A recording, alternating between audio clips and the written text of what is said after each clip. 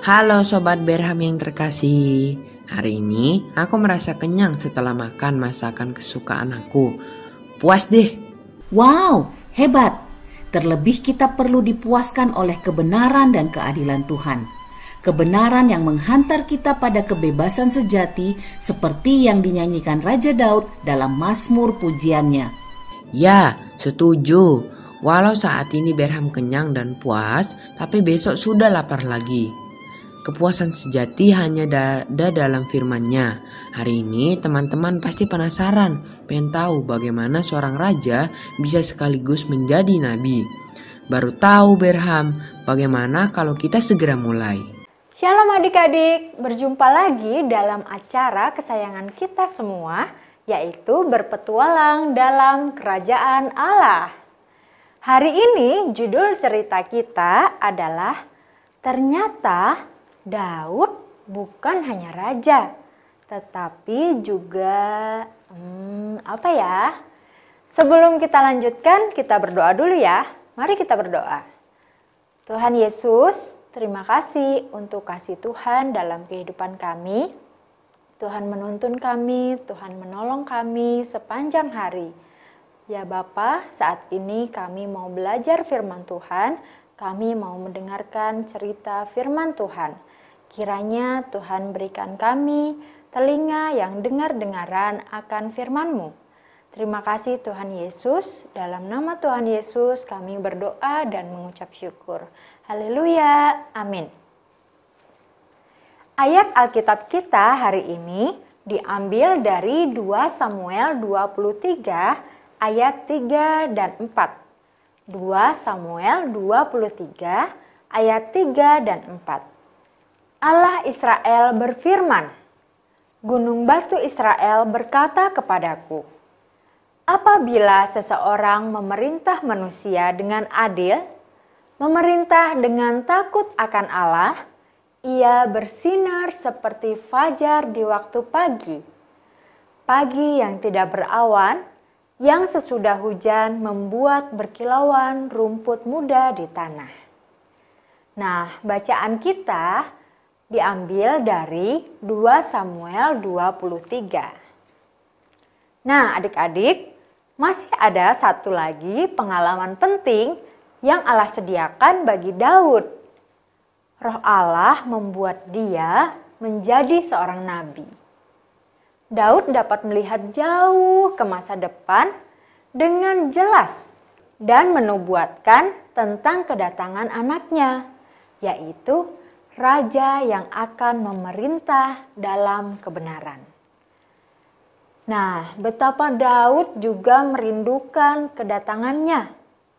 Daud menyadari bahwa pemerintahannya sendiri tidak sempurna, melainkan suatu pemerintahan yang penuh dengan dosa. Dengan penuh sukacita, Daud menggambarkan bahwa pemimpin yang akan datang seperti sinar fajar yang berkilauan di pagi hari. Wah, sangat indah ya adik-adik. Daud mengaku bahwa dirinya dan keluarganya sesungguhnya tidak layak menerima sang pemimpin yang akan datang itu. Namun, karena anugerahnya yang besar, Allah telah menjanjikan kedatangan pemimpin itu dan telah membuat perjanjian dengan Daud untuk menjamin bahwa janji-janjinya akan terlaksana. Keselamatan dan sukacita Daud dan semua umat Allah bersumber dari janji tersebut. Orang berdosa yang melawan dan menolak kemuliaan itu akan dihempaskan seperti semak duri. Mengerikan ya adik-adik. Daud dikelilingi banyak pahlawan yang setia dalam peperangan. Daud membagi mereka dalam 3 kelompok. Kesetiaan Daud kepada Tuhan telah menanamkan rasa berani dan percaya dalam hati orang-orangnya ini.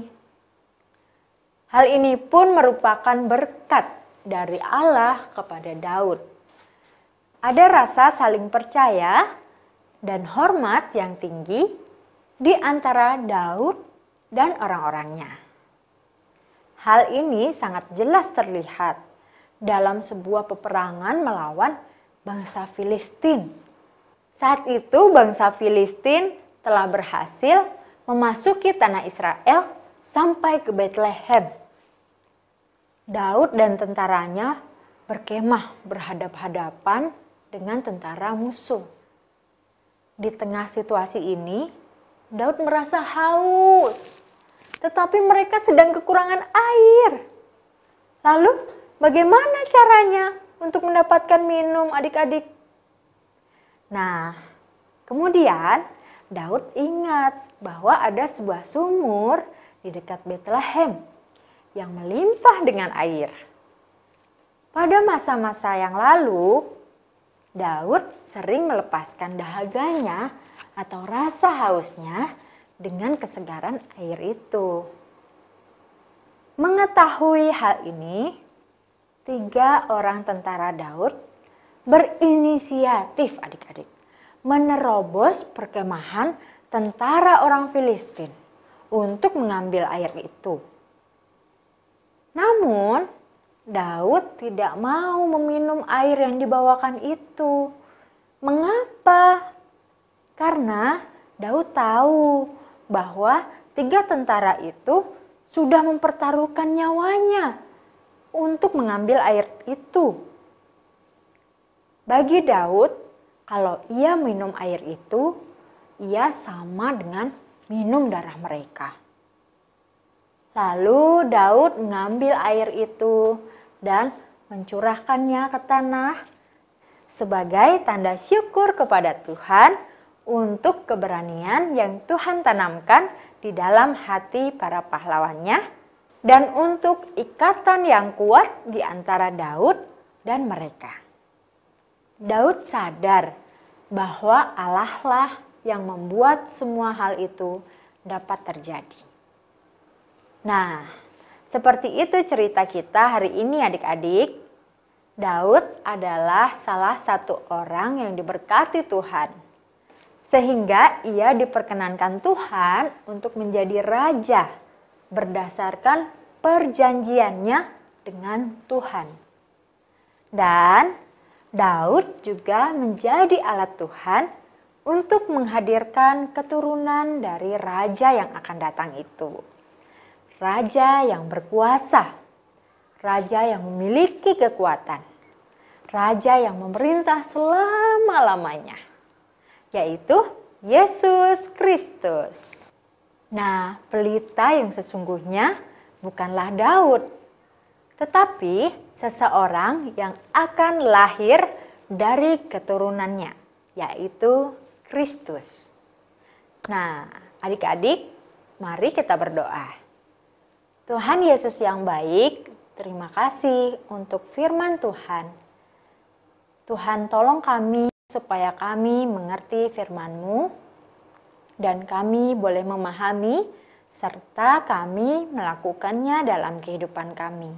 Tuhan tolong kami, Tuhan sertai kami dalam setiap langkah hidup kami ya Tuhan.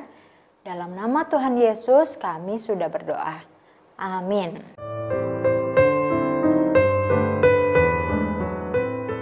Teman-teman, kita dilatih untuk mempunyai karakter yang agung.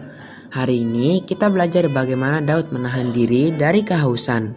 Inilah bentuk ucapan syukur kepada Tuhan dari Daud atas keberanian para pahlawannya. Daud memang menjadi pelita bagi Israel, namun sesungguhnya Kristus telah pelita sejati yang akan lahir dari keturunan Daud. Berham juga mengajak teman-teman melatih karakter melalui pembacaan dari 2 Samuel pasal 24 ayat 1 sampai 14. Jangan lupa jawab pertanyaan di IG ya.